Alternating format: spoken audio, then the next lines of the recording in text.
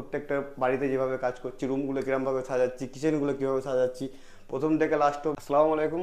আর একটা নতুন কাজের সাইড, কমপ্লিট সাইড। এই কাজটা আমরা করেছি পান্ডা থেকে বেশ একটু দূরে, গুরাব থানার অন্তর্গত হেরো বলে একটা গ্রামে।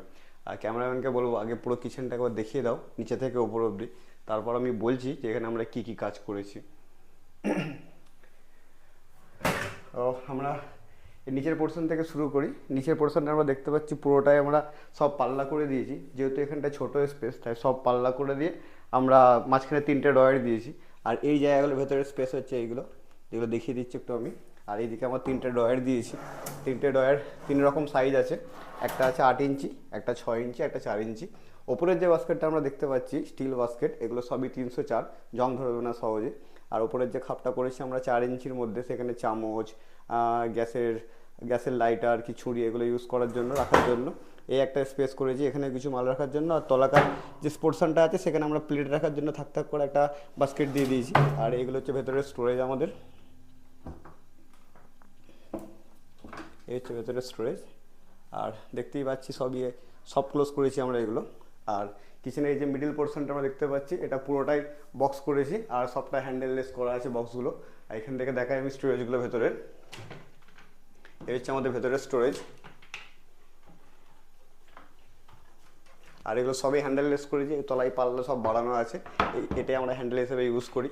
এই যে, আর তার ঠিক পাশে এখানটায় চিমনির জায়গাটা ফাঁকা রেখে এখানটায় চিমনি স্পেস করেছি। আর এই দিকটায় আমরা দিয়েছি একটা অ্যাকোয়াগার্ড, যেটা সম্পূর্ণ হাইট করা আছে। আর ওপরে কিচেনে আরও স্পেসের জন্য ওপরে আমরা একটা বাঙ্কার ক্রিয়েট করেছি।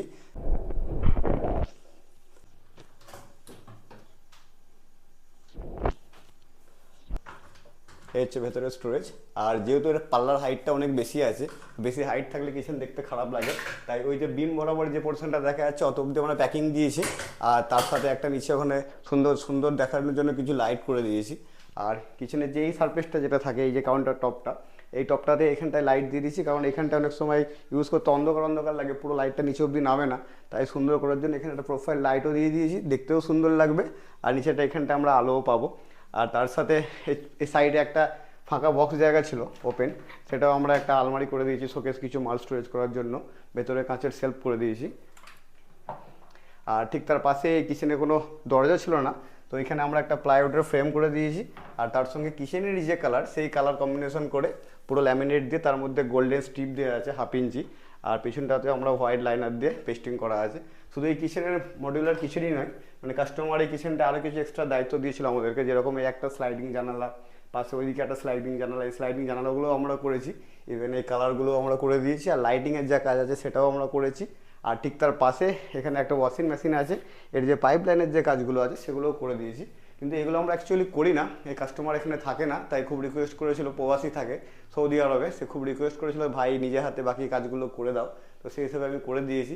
তো যদি এরকম কারো সমস্যা থাকে, বাড়িতে কাজের লোক না থাকে, মডিউলার কিচেনের সাথে যদি এক্সট্রা কিছু কাজ থাকে, পুরো কাজটাই আমরা নিজে দায়িত্ব সহকারে পুরোটাই করে দেবো।